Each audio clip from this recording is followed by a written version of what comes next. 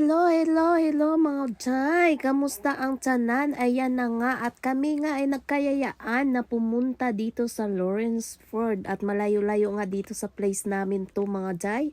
Nasa 45 minutes ng biyahe.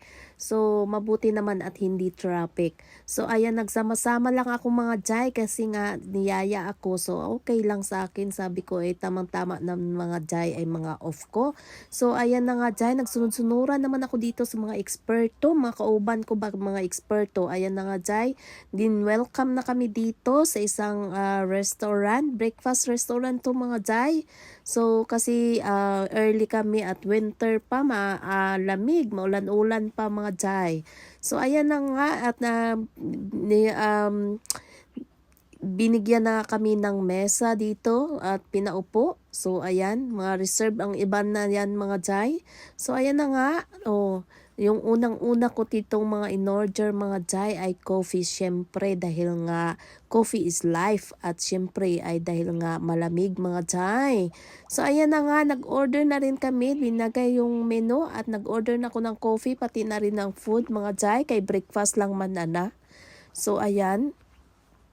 So nagkunyari lang man ako mga Jai na alam ko, pero sa tutuulin na talaga nagsunod-sunuran lang matwad ako Jai, di ba?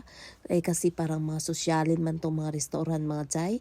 At ayan na nga Jai, nakapag-order na ang mga kauban ko at syempre hindi mawawala ang inday nyo. Nag-order din, kunyari ay alam. Makagwapa ang mga kauban ko mga Jai. Ayan. Ayan na nga mga Jai. Ayan yung in-order ko. Diba? Sana all.